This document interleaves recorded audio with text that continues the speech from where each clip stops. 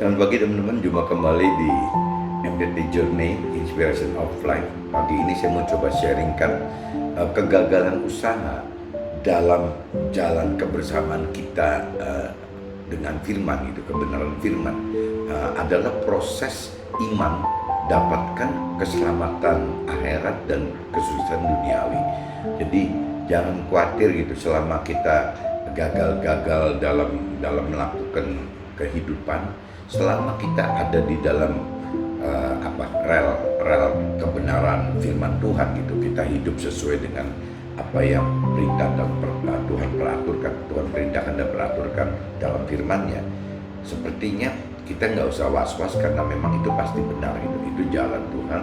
Nah meskipun kegagalan ini kok tidak sirna gitu, tidak menjadi kesuksesan, tetap berupa kegagalan dan kegagalan. Nah ini biasanya Tuhan pakai kegagalan ini untuk memproses kita mengenal kebenaran yang benar-benar benar gitu, yang utuh. Nah sehingga waktu Tuhan nanti melihat kita sudah dalam track yang benar, di dalam jalur yang benar, Tuhan akan mencuri berkat berlimpah juga. Tuhan nggak khawatir gitu. Pedoman kehidupan bagi manusia sulit terbaca, seperti tidak mengetahui akan seperti halnya arah angin gitu, yang mungkin juga kita tidak dapat mengetahui pekerjaan Tuhan melakukan sesuatu, tidak dapat mengetahui pekerjaan Tuhan melakukan sesuatu. Maksudnya jadi seperti arah angin gitu. Arah angin kan kita tidak bisa baca, mau kemana arah angin kita nggak ngerti gitu, datangnya dari mana kita juga nggak ngerti. Nah maksudnya pekerjaan Tuhan juga sama loh. Waktu Tuhan melakukan sesuatu itu tidak bisa terbaca oleh kita, ini Tuhan mau apa gitu. Kita tebak-tebak gitu, tebak A mungkin Tuhan bisa B, tebak C nanti Tuhan bisa D, tebak E nanti Tuhan bahkan bisa F gitu.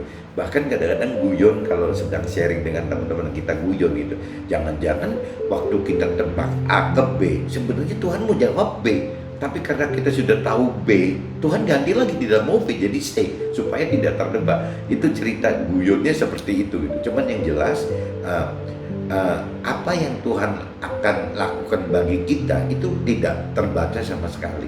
Tidak ada rumus-rumusnya. Kalau 1 tambah 1 adalah 2, 2 tambah 2 adalah 4, itu tidak ada. Rumus seperti itu tidak ada gitu. Jadi yang seenak-enaknya Tuhan aja gitu. Ya kita cukup percaya sama Tuhan sudah. Bahkan tadi guyon tadi gitu, kalaupun kita bisa nebak juga percuma, nanti sama Tuhan bisa diganti juga. Taburkan benih tanpa henti. Kalau firman katakan begitu, udah kita sih tugasnya pokoknya taburkan benih tanpa henti, karena kita tidak mengetahui benih yang mana yang akan tumbuh. Dan bisa saja semua benih yang kita tabur akan tumbuh, tapi bisa juga benih yang kita tabur semua akan mati gitu. Jadi memang susah sekali. Jadi tugas kita adalah bagaimana kita menabur dan menabur. Hidup ini adalah menabur dan menabur. Urusan nanti tuayannya, pengendapannya biarin kita, terserah Tuhan. Tuhan kan tidak mungkin tidak fair gitu, tidak mungkin tidak adil. Pasti Tuhan adil dan Tuhan pasti baik. Pasti Tuhan yang tahu lah kenapa taburan kita kok sampai ini hari belum menghasilkan, atau taburan kita kok malah jadi gagal lagi, hancur lagi gitu. Jadi kita nggak, firman ingatkan udah kita tugasnya hanya menaburkan siang dan malam, kita taburkan kebenaran, kebaikan dan kebenaran, sudah cukup itu. Bukan hal aneh jika kita sering menjadi frustasi bahkan depresi karena tidak dapatkan pedoman akan benih-benih yang sudah kita tabur. Jadi jangan merasa sendirian, aduh kok saya ngalami seperti itu. Banyak sekali gitu orang yang mau benar di dalam Tuhan itu pasti akan ngalami seperti itu. Taburan ditanam semua, tidak dijamin bahwa taburan itu akan langsung menghasilkan seperti yang kita harapkan gitu. Pertumbuhan benih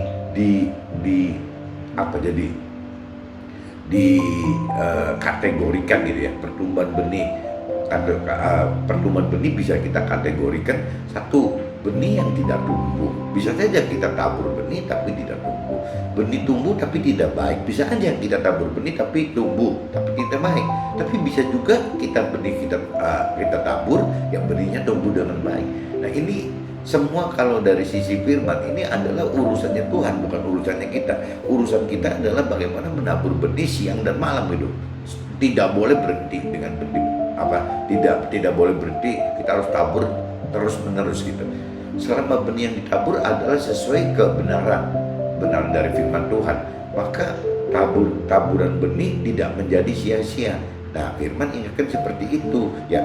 Kalau kita menabur bukan asal-asal berbuat apa saja, tidak gitu. Jadi kita harus sesuaikan apa yang kita perbuat sesuai dengan apa yang firman katakan gitu.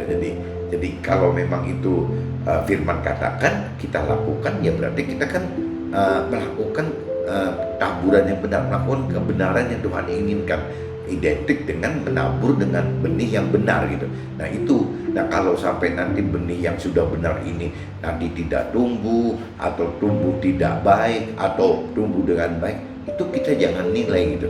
Ya biarkan saja Tuhan yang menentukan bahwa pertumbuhannya itu urusan Tuhan. Yang penting kita niatnya untuk menabur benih seperti yang Tuhan inginkan itu. Pedoman hikmat Tuhan dengan parameter hidup duniawi dan akhirat. Kalau pedoman hikmat Tuhan seperti itu, ya parameternya adalah hidup duniawi dan akhirat. Dan Tuhan lebih prioritaskan akan keselamatan akhirat daripada hanya kesuksesan duniawi gitu. Itu pedoman hikmat Tuhan loh. Pedoman hikmat Tuhan adalah begitu, parameternya bukan dengan parameter hidup duniawi dan akhirat, tapi Tuhan lebih prioritaskan akan keselamatan akhirat daripada hanya kesuksesan duniawi. Untuk keselamatan akhirat dibutuhkan proses pengenalan dan hikmat pengertian firman. Kalau nggak bisa gitu. Jadi untuk keselamatan itu kita butuh pengenalan dan hikmat pengertian yang dari firman. Maka dibutuhkan kekuatan iman. Jadi nggak seperti pedoman hikmat manusia gitu. Kalau pedoman hikmat manusia mungkin pengennya kan bagaimana caranya kita sukses duniawi, urusan keselamatan akhirat nomor sekian, nggak terlalu urusan. Tapi kalau buat Tuhan kan beda gitu, bahwa yang namanya pedoman hikmat Tuhan itu adalah mencapai keselamatan akhirat yang kekal gitu. Nah, untuk mencapai keselamatan yang kekal, keselamatan akhirat yang kekal di surga gitu, ini butuh proses. Ya, proses itu berarti harus mengenal dan mengerti akan firman Tuhan.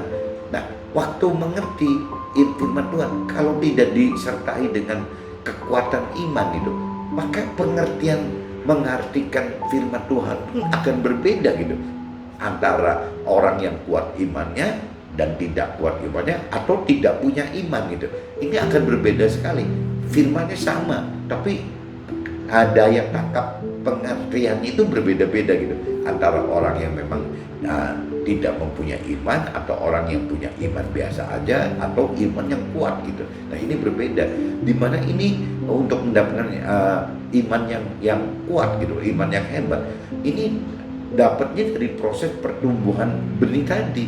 Dalam kategori yang tadi ada benih tidak tumbuh, benih tumbuh tidak baik, benih tumbuh baik, itu kan semua ini kan akan menghasilkan proses iman gitu. Jadi waktu benih tidak tumbuh, nah berarti pasti ada proses iman tuh. Ya bagaimana gitu berjalannya waktu dengan ini, nah itu imannya kan berkembang. Begitupun benih tumbuh tidak baik, itu juga akan ada proses iman. Benih tumbuh dengan baik, itu juga ada butuh proses iman gitu. Nah, proses iman ini kan kalau kita identikan seperti amplas gitu ya, kertas gosok gitu untuk menghaluskan. Itu kan ada nomornya tuh, ada yang dari mulai butirannya kasar, kertas amplasnya kasar, sedang dan halus. Nah ini Tuhan butuh semua. Mungkin kalau kita identikan dengan benih tidak tumbuh, jangan-jangan amplas kasar gitu ya, masih kasar sekali. Benih tumbuh tidak baik, jangan-jangan amplas yang sedang. Benih tumbuh dengan baik, jangan-jangan amplas yang halus. Tapi tiga-tiganya kita butuh gitu untuk proses iman, untuk iman kita di tingkat yang lebih atas atau lebih kuat gitu. Jadi kita butuh proses iman melalui yang ini, kejadian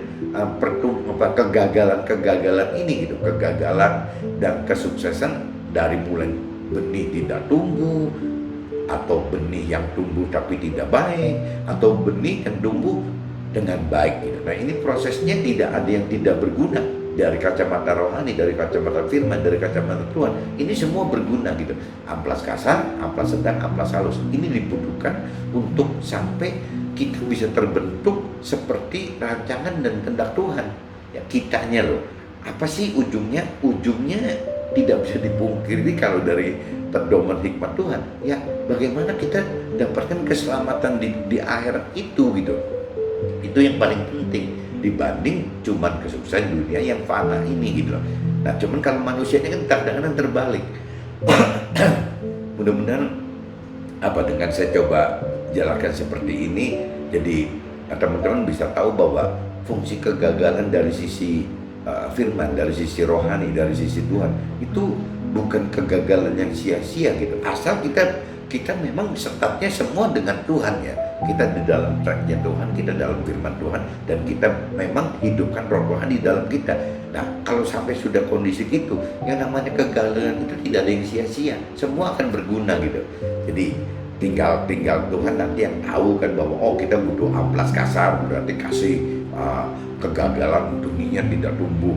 Mungkin kita butuh amplas halus, berarti mungkin Tuhan kasih benihnya tumbuh tapi tidak baik gitu loh. Tapi ini udah cukup baik, mungkin Tuhan kasih benih yang cukup baik.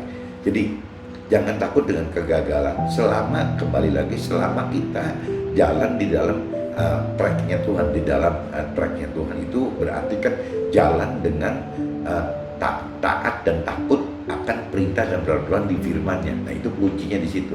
Nah untuk bisa mampu melakukan itu ya jelas kita harus libatkan roh Tuhan yang ada di dalam kita aktifkan gitu untuk bareng-bareng menghadapi permasalahan yang timbul dan bahkan kegagalan usaha yang timbul gitu. Oke teman-teman, jadi kembali lagi kegagalan bisa tidak akan menjadi sia-sia apabila memang kegagalan itu ya kita ada di dalam track jalannya dengan tracknya Tuhan, firman-Nya Tuhan dan juga roh Tuhan. Kegagalan itu tidak sia-sia, nggak apa-apa teman-teman. Kita hadapi, nanti juga kita akan tuai yang lebih maksimal daripada yang sekarang kita terjadi gitu. Oke, see you, bye bye.